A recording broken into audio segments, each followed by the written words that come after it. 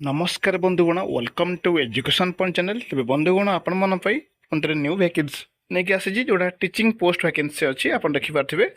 जो बहुत सारा वैकेंसी आज पाइबे जोटा टीचिंग एंड नॉन टीचिंग तेज आस देखा आज वैकेंसी कौन कौन सब रही तार फुल डिटेल्स एवं आपण मैंने जब यही चैनल प्रथम थर अच्छा तो लाइक करेंगे शेयर करेंगे सब्सक्राइब कर रखिए जहाँद्वारा मत मोटिवेशन और एनकरेजमेंट मिल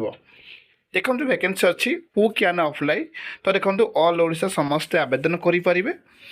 आपण मैंने बोर्ड मत देखुं लाइक करूँ शेयर करूँ और सब्सक्राइब कर रखु टीचिंग एंड नॉन टीचिंग अनेक वैकेंसी अच्छी डिफरेंट पोस्ट अनुसार डिफरेंट योग्यता अनुसार रही बहुत बड़ा वैकेंसी टीचिंग आसी सहित नॉन टीचिंग वैकेंसी अच्छी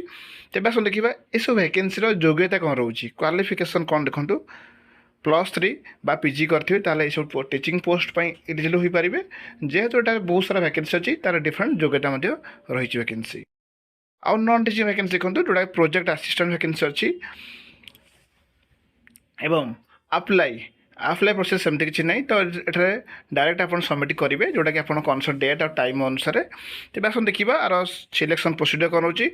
देखूँ जिते आप सबमिट करेंगे सांगे डॉक्यूमेंट्स कौन कौन ने देखूँ आपंकर पोस्ट अनुसार जो ग्रेजुएशन मागुच ग्रेजुएशन जो बीईडी मागुच 10th पर बीईडी पर्यंत जो पीजी मागुच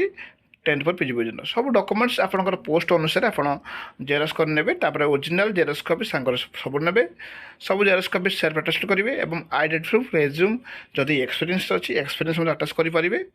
ऑल हायर क्वालिफिकेशन किसी अच्छी आप अटाच करेंगे यहाँ वैकेंसी फुल डिटेल्स तो देखूँ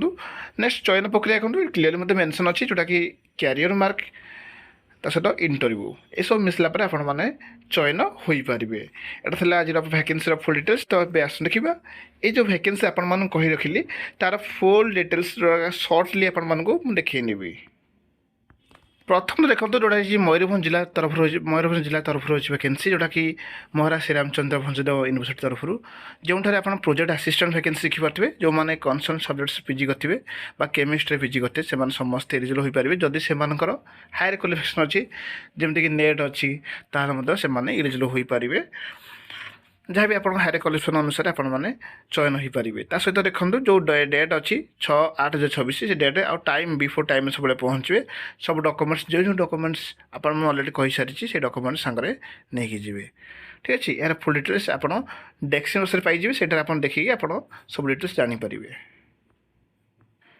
यापर देखो पीजीटी आउ टीजीटी अनेक वैकेंसी अच्छी जो दरमा देखिपे 35,750 टଙ୍କା अच्छी 5/8/2026 रही साक्षात्कार रही आ टीजीटी दरमा देखो 34,125 अच्छी डिफरेंट सब्जेक्ट्स अनुसार देखो तार योग्यता देखी नियंतु पीजीटी मास्टर डिग्री सहित बीईडी आवश्यकता रही टीजीटी कनसर्न सब्जेक्ट ग्रेजुएशन थी दरकार सहित बीईडी कर आवश्यकता रही जोटा आप क्लीयर देखिपारे तो देखो ये जो वैकेंसी अच्छी यार किसी डाउट हुए तो आपने कमेंट बॉक्स मत कहींपारे देखो ये जो वैकेंसी अच्छी क्यों जगार अच्छी तार डेट अनुसार आप बिफोर टाइम सब पहुँचे देखो 1:30 PM टाइम अच्छी 10 टा 1:30 PM भितर आप निहत सबमिट कर डॉक्यूमेंट्स अच्छी क्यों डॉक्यूमेंट्स ने आपने देखिपे ठीक अच्छे आ देखो ये वैकेंसी अच्छी वालकनी इंटरव्यू अच्छी कौन एग्जाम सेमती किसी ना देखो ये वैकेंसी अच्छी केन्द्रापड़ा जिला तरफ रही वैकेंसी जोटा कि पीएम श्री जवाहर नवोदय विद्यालय तरफ बहुत बड़ा नियुक्ति अच्छी ठीक अच्छे ये सब डिटेल्स आप डेस्क्रिप्शन पाइबे आप आवेदन करेंगे जहाँ किसी डाउट आगे रहा तो आपने कमेंट बॉक्स कहींपारे भिडियोटी भल लगे लाइक करेंगे शेयर करेंगे।